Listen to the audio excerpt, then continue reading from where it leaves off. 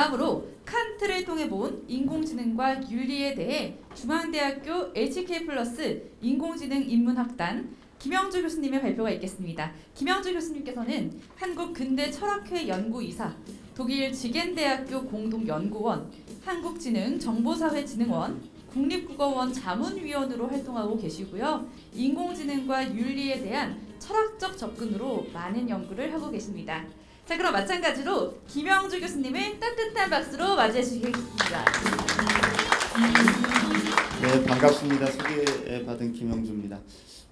공간이 참 가면하기 너무 좋은 공간이네요. 코로나 때문에 저도 학교에서 2년여 그냥 바둑판에서 이렇게 하다가 뭐 공연 보고 이럴 정도의 너무 이렇게 시민들하고 친밀한 공간에서 이렇게 좋은 기회에 또 말씀을 나누게 돼서 너무 반갑습니다. 그리고 감사합니다.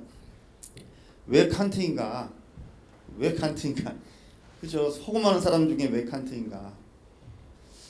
그거는 제가 칸트 연구자이기 때문이고요. 이렇죠. 우리가 인공지능 윤리를 이렇게 얘기를 해요. 그런데 기술 같은 경우 명확한 데이터가 있잖아요. 이런 데이터에서 이렇게 얘기를 한다. 근데 인공지능 윤리를 얘기를 할 때 왜?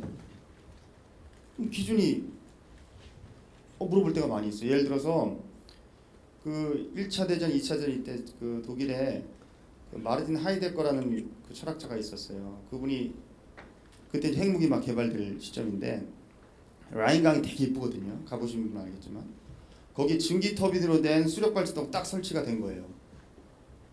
거기서 딱 이러는 겁니다. 그분이 하이데거라는 철학자가 기술이 우리 손에서 벗어나가려 그러면 벗어나갈수록 기술을 움켜잡으려는 우리 욕구는 더 강해진다. 이런 말을 저는 그 문장을 딱 보는 순간 이거 지금이랑 되게 비슷하다. 인공지능 저도 제 기술 잘 모르니까 두려워하니까 뭘 자꾸 좀 규제하려고 그러고 이렇게 윤리 만들려고 이런 우리의 일련의 움직임들이 마치 무슨 제 생각엔 그래요. 혹성 탈출인가 영화 보면 외국인들이 침략할 거가 전 지구가 동맹해가지고 막 하는 것처럼 뭐 정부 아까도 우리 이사장님 말씀하셨다시피 뭐 국제 부채에서만 이렇게 인공지능 만들고 그래요. 그러다가 최근에는 뭐 AI 포비아니 아니면 필리아 이런 말까지 나와요. AI 무서운 거죠. 그래서 앨런 머스크 같은 사람들 낙관주의하고 스티븐 호킹 같은 경우 이거 다 말할 거야 그러는데 그 말의 근거가 도대체 뭘까? 나의 직관일까? 개인의 직관일까? 나 어떤 영화 봤더니 영화 허를 봤더니 이거 진짜 안 될 것 같아. 우리의 윤리 이렇게 말할 수 없다는 거예요. 그래서 어떤 전거를 가지고 어떤 관점을 가지고 AI 윤리를 한번 봐보자. 이런 관점에서 저는 지난 3년 동안 그 칸트 연구라는 그 전 세계 학자들하고 책을 한 권 썼습니다. 그게 이제 칸트와 AI라는 책이고요. 여기에는 기술공학자 한 분 계세요. 리차드 에반스라는 분인데 그분도 뭐 저는 잘 모르지만 뭐 유명하신 분이라고 하더라고요. 그래서 칸트의 관점으로 AI를 한번 봐보자 이런 얘기입니다. 그게 칸트가 정답은 아니에요. 뭐 니체로 할 수도 있고 전창배로 할 수도 있어요. 다 뭐 할 수가 있는데 이 관점에서 한번 봐보면 어떤 재미있는 얘기들이 나올까 편안한 관점에서 얘기를 들어주시면 감사하겠습니다. 처음 2, 3부는 제가 그럼 도대체 칸트란 사람이 어떤 사람인가를 잠깐 소개를 해드릴게요. 그 혹시 칸트 하면 떠오르는 이미지가 있으실까요? 제가 뭐 여쭤봐도 될까요? 여기까지 기술 얘기하고 윤리 얘기는 좀 편안한 인문학 얘기를 좀 해볼까 합니다. 칸트 하면 혹시 어떤 느낌이 어떤 인상이 있습니까? 규칙적이 그죠? 시간 그 동네 사람들이 칸트 지나가면 시계 맞췄다고 되게 딱딱한 그런 분인데 저는 이렇게 봐요. 그 여기 성경 구절 중에 요한복음 8장 31절 뭐 제가 뭐 신앙심이 좋고 그런 사람은 아닌데요. 진리가 너를 자유케 하리라 이런 구절이 있어요. 이 성경 구절은 목사님들 이런 분들 떠나서라도 일반적으로 매우 많이 그 인용이 되는 구절, 제일 많이 인용이 되는 성경 구절이라 그래요. 해석은 자유예요. 이를테면 그 CIA 같은 경우에 딱 써 있대요. 그 별관인가 본관인가. 이거는 한마디로 지식 정보가 진리라는 게 지식 정보겠죠. 지식 정보가 우리의 자유를 보장한다. 이런 의미로 이제 해석이 되는 거죠. 그리고 뭐 프라이부르크 대학 같은 경우 그 독일에, 그리고 우리나라도 연세대학교 같은 경우도 교훈으로 쓰고 있어요. 이거 학문의 자유를 뜻하죠. 학문의 자유. 우리 칸티안의 눈에는 이것으로 칸트 철학을 봅니다. 어떻게 보냐? 그 진리라는 것은 우리가 이게 진리예요. 이렇게 아는 것. 내 말하고 사태하고 일치하는 겁니다. 이렇게. 이게 진리입니다. 자연의 세계.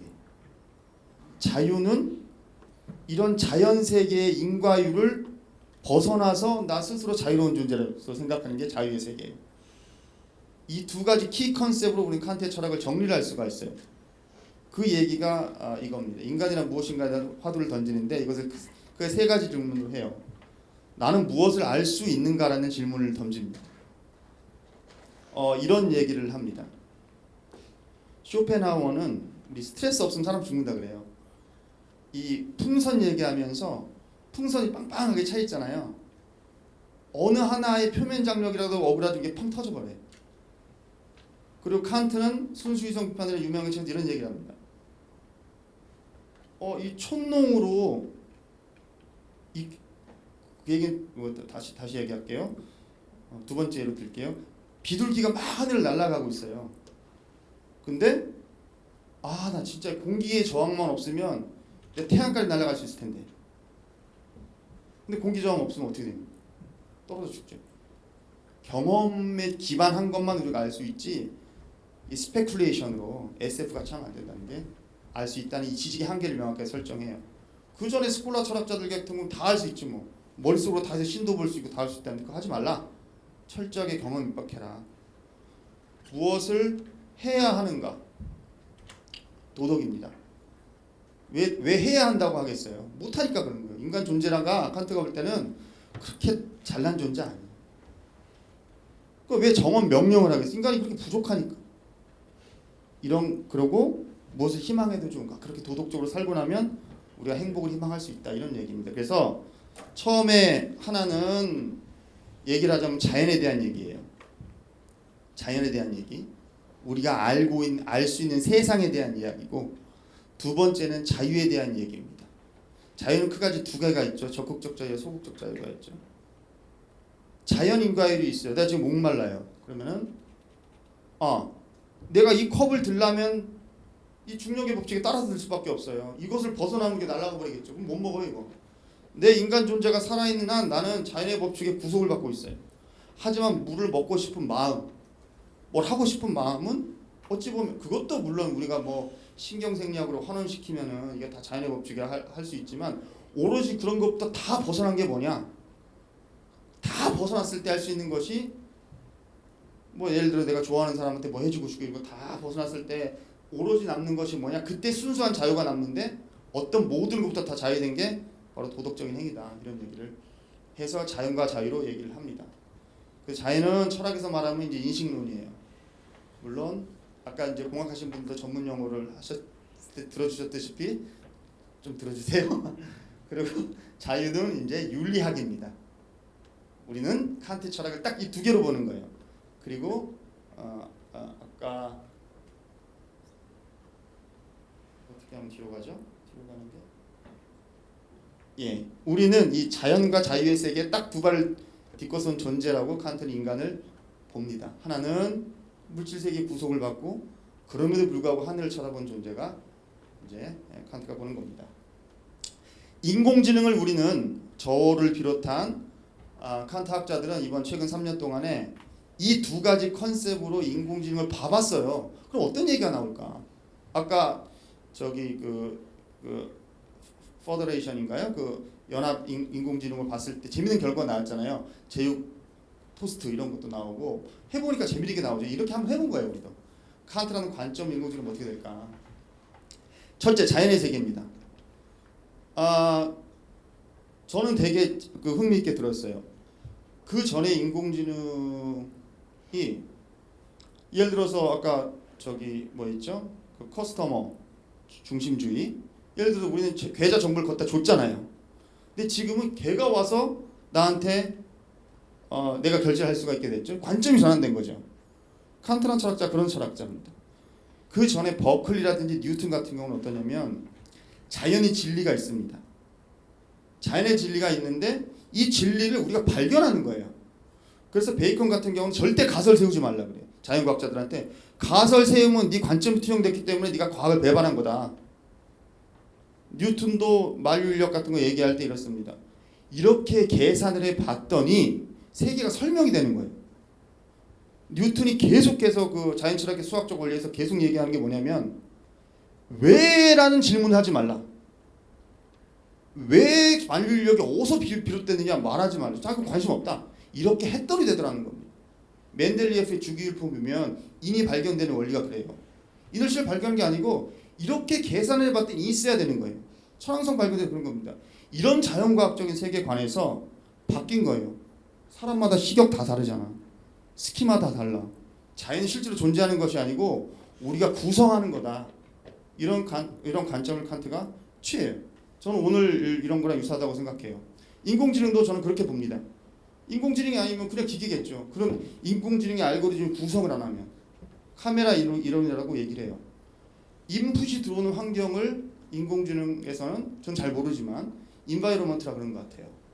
독일은 움벨트입니다. 움벨트라는 건 뭐냐면 어라운드 월드인데 내가 서 있는 주변 세계예요. 내 관점에서 환경이 구성되는 거고 이 안에서 내가 구성해서 아웃풋을 내요. 이런 점에서 칸트가 어떤 철학자들은 어떤 사람들은 칸트가 구성주의의 원리라고 보고 인공지능의 어떤 연원을 거슬러가면 사상적인 메시지를 줬다라고 하는 분들도 계십니다. 하지만 차이점도 있습니다.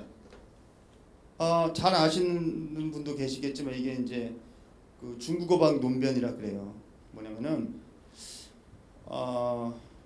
그 존 썰이라는 철학자의 그 논변인데요.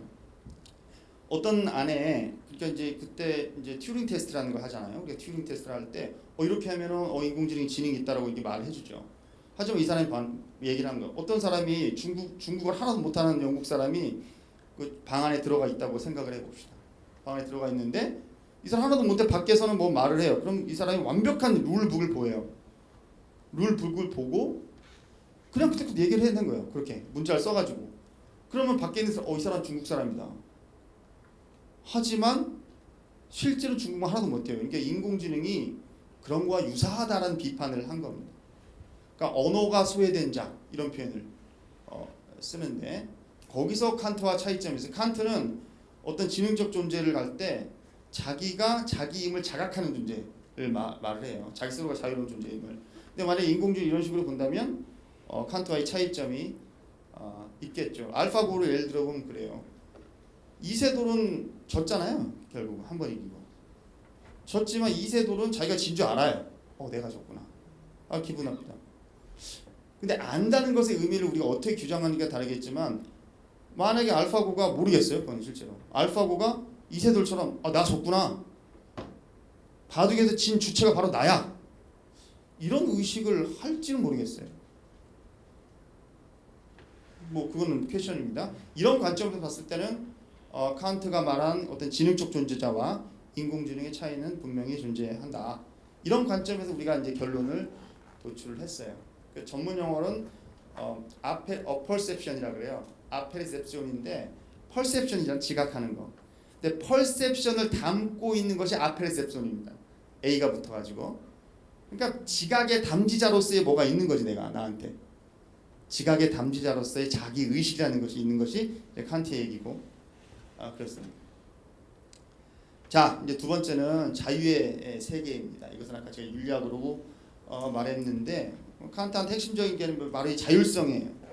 인공지능 자율성 얘기 많이 하잖아요. 의미가 좀 달라요. 철학에서 말하는 자율성하고 공학에서 말하는 자율성은 약간 자동성에 가까운 것 같아요. 오토메이션에. 여기서 말하는 것은 원어로 보면 아우토노미인데 오토노미죠. 아우토노미인데 아우토라는 말은 말 그대로 자동이에요. 자동. 아우토마트 할 때 아우토. 자동차도 아우토죠. 근데 놈이라는 말은 노모스란 말에서 온 건데 법이란 말입니다. 그러니까 뭐냐면 저는 그래요. 제가 이제 예를 들어서 설거지를 하려고 딱 이렇게 뭐 액션을 취하는데 우리 와이프가 설거지하라 그러면은 갑자기 하기 싫어져요. 난 내 스스로의 의지를 들여가지고 내 설거지를 하려고 그랬는데 딱 하라 그러면 내가 싫은 거예요. 인간이 그런 존재라는 거죠. 내 스스로 설거지를 하겠다는 법칙을 세우고 그 법칙을 내가 하려고 그러는데 갑자기 너는 그런 존재 아니잖아. 너 내가 시켜야 하는 존재잖아. 그러면 기분이 나쁜 거죠. 그래서 칸트가 말하는 인간의 존엄성은 여기에 있습니다. 내 스스로 내 행위의 법칙을 세우고 그것을 주변의 어떤 유혹이라든지 어떤 눕고 싶은 욕구, 손에 뭐 주부습전이 생길까 하는 이런 거를 다 극복하고 내가 하는 거예요. 이럴 때 이 아우토노미가 입법 주체, 실현 주체이다. 뭐 이런 겁니다. 그렇기 때문에 인간은 다른 여타의 자연 존재물들과 다르게 존엄한 존재다 이런 얘기를 합니다. 그래서 하는 말이 모든 사람을 단지 수단으로만 대하지 말고 목적으로도 대하라. 수단으로만 대하지 말고 이게 이제 칸트가 유명한 고등학교 때 배우는 그 말이죠. 근데 어떻게 그렇죠? 난 지금 솔직히 수단이죠. 제 메시지를 전달해야죠. 하지만 다 그렇게만 보지 말라는 거죠. 인간이라면 김영주 교수를 자꾸 이렇게 수단으로만 당연히 수단으로 보지만 그러면 저 사람 말이 도대체 무슨 말인가? 저 사람은 도대체 어떤 맥락에서 그런 말을 하는가? 어떤 사람인가를 좀 관심을 기울이라는 말이죠. 목적으로도 대하라는 얘기가.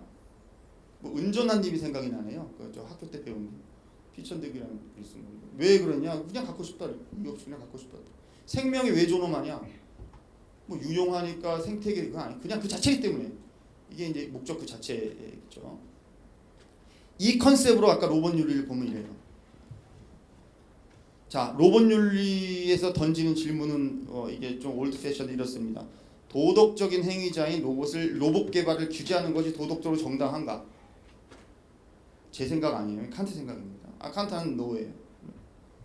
왜냐? 우리가 로봇 왜 만듭니까? 킬러 로봇 왜 만들어요? 혹시 뭐 달나라 쏘는 로봇 왜 만들어요? 위험해. 내가 하기 위험해. 사람 죽일 수 없으니까. 왜냐? 인간은 존엄하다는 것이 전제가 깔려있죠. 로봇은 인간이 못하는 것을 인간의 위험을 피해가면서 하도록 만든 존재가 바로 로봇이에요. 근데 로봇을 수단이 아니고 목적으로 대하라 그러면 로봇을 어떻게 만들어요? 칸트 입장에서 어렵잖아요. 그러면 로봇을 대우해야 돼. 죽지 않도록. 그럼 사용을 못해요. 이런 모순이 생긴다는 거죠. 칸트 입장에서 그렇다는 거예요. 다르게 생각하면 그렇지. 칸트의 프레임을 보면 이런 답이 나온다라는 말씀을 드릴게요. 너무 많은 얘기인데 이제 이슈는 두 개만. 자율주행차 이슈가 되죠. 그러니까 트롤리 딜레마. 근데 너무 많이 들었을 거예요. 인공지능 관심 사람. 이거 이제 필리프 푸시라는 사람이 처음에 70년대 60년대 했고 그 다음에 톰슨이라는 사람이 그 이제 철학에 어찌 보면 데카르트라는 사람이 옛날에 나는 생각 때 그런 거 존재한다 했잖아요. 그게 몇백 년이 지나도 계속 지금 우리 머릿속에 있잖아요. 제가 볼 때 이 트롤리 딜레마 그럴 것 같아요. 이게 계속 되는 문제가 인공지능이 시간 될수록 어떻게 해결하냐? 뭐냐? 제가 간단하게 설명드릴게요. 여러 가지 버전이 있는데 이거는 여기 딱 있는 이 사람 방관자 얘인데 이게 막 달려오고 브레이크가 고장이 났어요. 가만 두면 이런 직진해서 그냥 5명을 하나 둘 5명을 죽여요. 이 레바를 이 사람이 땡기면 1명을 죽어요. 보통 상식적으로 생각하면 땡겨야지 5명 1명 중에 낫잖아요. 근데 여러 가지 이 사람은 뭐 국가 발전에 위대한 사람이고 이 5명은 뭐 그냥 뭐 노숙자고 뭐 이러면은 어떻게 할 거냐 여러 가지 문제가 있는데 칸트 관점에서는 답이 뭐냐면 못 땡기는 겁니다. 자, 완전한 의무와 불완전한 의무를 얘기를 해요. 완전한 의무는 do not이야. 사람 죽이지 말라. 당연하지. 죽이면 안 되지. 선행을 해라. 남을 도와줘라. 이런 거 하면 좋지만 안 해도 그만이에요. 여기서 보세요. 이 예에서 자 이거를 땡겼어. 그럼 킬한 거야. 두 킬한 거예요. 지가 땡겼으니까. 냅두면 아쉽지만 내가 한 건 아닌 게 이 자기 의무는 안 한 게 된 거죠. 뭐랑 똑같냐면은 다 칸트한테 나온 건데 안락사 문제도 마찬가지예요. 적극적 안락사, 소극적 안락사 하잖아요. 약물 의사가 직접 주입하기는 어려워요. 내가 주인 거야. 근데 죽어가는 사람을 let die하게 만드는 거는 네 아니죠. 칸트 관점에서 보면 이제 이런 결론이 나옵니다. 인공지능 윤리로도 너무 많아요. 주제 그냥 학교 저도 인공지능 윤리를 가르쳐야 돼요. 다음 학기부터 지금 가르치고 있는 인공지능 대학원에서 가르쳐야 되는데 이게 매년 나오고 뭐 이것도 이제 저희가 이제 참여해서 만든 거예요. 외우기도 제가 만들어둔 거 제가 외우기도 힘들어요. 많아요. 문서도 많고 다 많습니다. 이거 많아요. 또 나왔어. 아까 우리 전창기 기자님 또 나왔어. 이 뭐 많아요. 근데 뭐 어떻게 그래서 우리 보통은 가르칠 때 이렇게 가르쳐요. 공공성은 이거다. 뭐뭐는 뭐뭐다. 너 나중에 최다 저기 AI 기술 저 취직하면 이거 다 지켜야지 안 그러면 안 된다. 그렇게 가르치려고 요구를 하는 것 같은데 그렇지 않습니다. 그거 할 수도 없고 맨날 업체는 그걸 가르칠 수도 없고 그리고 예를 들어서 뭐 2분만 예를 들어서 뭐 투명성이다. 그다음에 뭐 보안성 이거가 개념 때문에 명확하게 가리지도 않아요. 뭐 중첩이 되고 막 그래요. 이건 뭐다 할 수가 없어요. 자, 스스로 자기 세움이라는 칸트의 관점을 가지면 이건 아까 얘기한 거고 이런 결론이 나와요. 이것을 내가 만들어야 돼 윤리를.